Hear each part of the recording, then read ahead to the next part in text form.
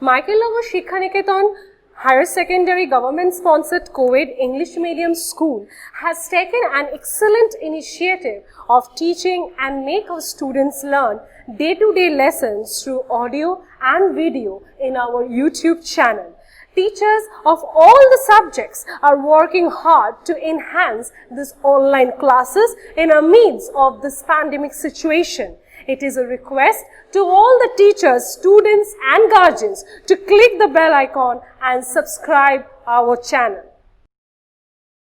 What we are going to learn? We are going to learn about the another chapter of class 6, that is primary concept of force and electricity. Primary concept of force. What is primary concept? Means we will have a general introduction to the force and electricity. So in order to do the general introduction, first there are few of the things that we have to know. First is the concept of rest and motion. Okay, when an object is said to be in rest, when an object is said to be in motion, that thing is particularly very important to know. Okay, now when an object is said to be at rest, whenever an object doesn't move with respect to the time. Okay, whenever an object is still, like if a house, if we take the example of a house, what will happen? The house doesn't move, it stay in its place. So what we have to say, that the house is at rest position. The house is at rest position. Now on the basis of this concept, we will construct a definition. What will be the definition? An object is said to be in rest if it doesn't change its position in respect to the time. Okay, now what this kind of object are being regarded or are being defined with a particular name. What is that particular name? Stationary object. Okay, so if you are being asked that what is stationary object, what you are going to say? Those objects which cannot move or which does not move. Okay, example I have told you previously only, house. Clear? Now what will happen next is the motion. What happens in a motion? An object is said to be in motion when it starts moving. Okay, an object is said to be in motion when it starts moving. Of course, so the object which is moving will be regarded as a moving object. Example, bird flying.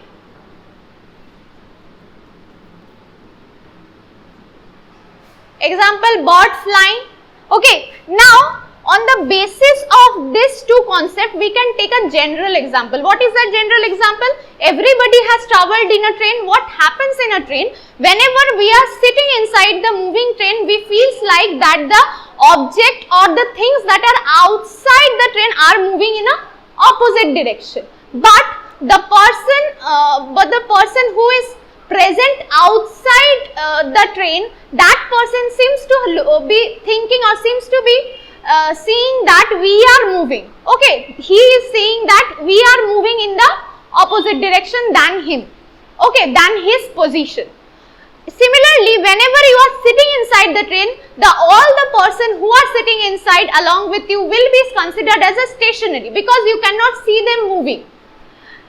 Now we are accustomed with this. Now how this concept is being used in the force, we will learn about that. Okay, now before learning about that concept, first we have to learn that what is force. So push and pull of any object is considered as a force. Now what is the effect of force? Effect of force is to stop an object. Means if we want to put an object in a stationary position, if we want to put an object at rest, we have to apply force. Clear? Now to move, that means if we want to put an object in a moving position, in a motion, then we have to apply force. Now increase and decrease of velocity. Now when the object is in rest position, the velocity is considered as 0. Now what is velocity? Velocity means speed along with the time. Okay, what is velocity? Velocity means speed along with time. Okay, speed along with time. So whenever the object is in rest position, position, we are considering the velocity as 0. But whenever it is in moving position, then we will, what happen if we apply the force in a moving object, we can either increase or decrease the velocity. Okay, next, the change of direction. If we suppose this pen is moving in this direction. Now, if we apply the force like this, then we can change its direction like this. What is the SI unit of force? The SI unit of force is Newton and the CGS unit is the dyne. Now, in the measurement chapter, we have learned about the SI unit and I have asked many of the students that what is the full form of CGS? The full form of CGS is centimeter, gram and second. We are going to learn about the force, application of force without touch.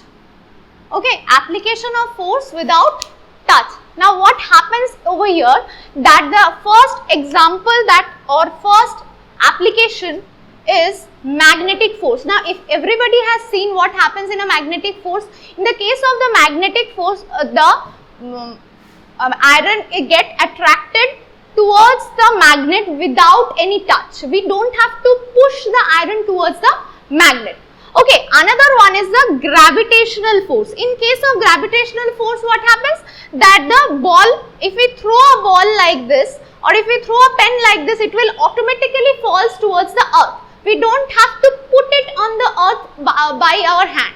So, this is one, this is two of the application of force without touch. I think everybody will remember. Now we are done with the force. We will start with the energy part. Now, what happens in energy? In order to know that, we have to learn about the definition. What happens in a definition?